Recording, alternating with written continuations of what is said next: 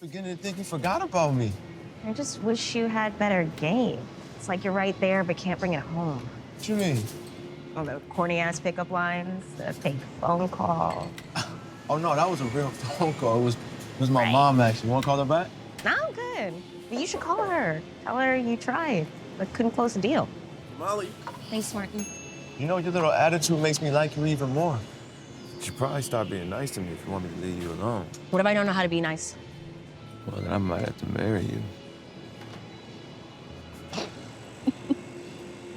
Swing. Tim Gordon, There it is. thefilmgordon.com.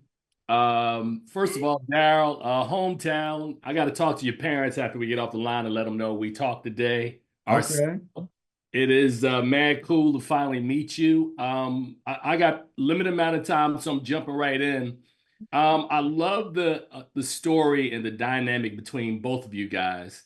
The fact that I was watching something that, if it wasn't acted well or executed, could have easily been a Hallmark movie, but you guys raised the stakes and both brought your A game. Arsema, I'll start with you.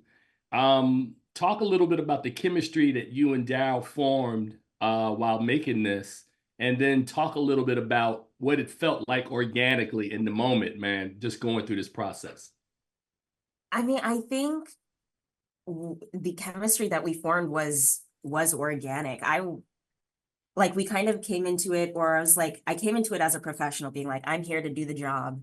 And then the moment that I sat down and talked to Darrell, and I understood what the film meant for him, what he was trying to achieve with it, and just the type of writer that he is, being more goal-oriented than like having his name in the spotlight, it shifted everything to me and made this a very personal fight, because we kind of have the same goal of trying to, I don't know, it's about Black liberation, and that's through using love as the kind of conduit for that. And the moment we agreed on that, everything else was easy, because we may have different methods, but knowing the end result meant that we could trust each other immediately.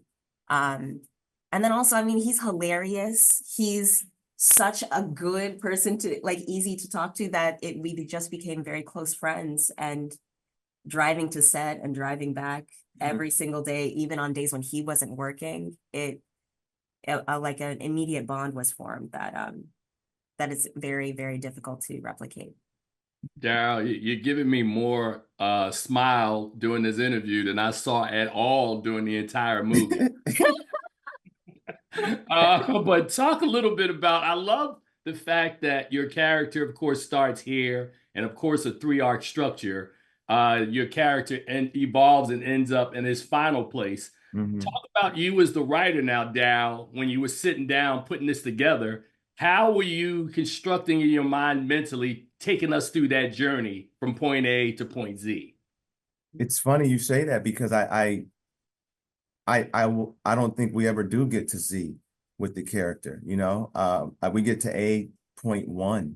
A writer friend of mine's said to me a long time ago something that's never left me, that like a character should never get from A to Z. You know, you should get from A to A.1, because A.1 will feel like Z if you've given the character enough sort of freedom of who they are to express what they maybe want to be, and can become. And so in structuring Frank, I don't think you don't see the finished product of him. There's so much more for him to learn, to grow, to become. But because it is such a shift from who he was at the beginning of the film, it does feel like we get to Z, but we're really only at 8.1 with him.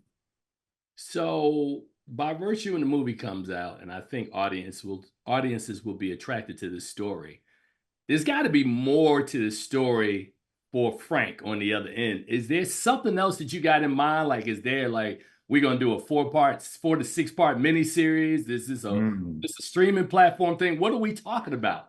You know, Tim, you you're on to something. I'll tell you that. I don't know how much I can say, but you're getting very, very close to something, Tim. that is in the works.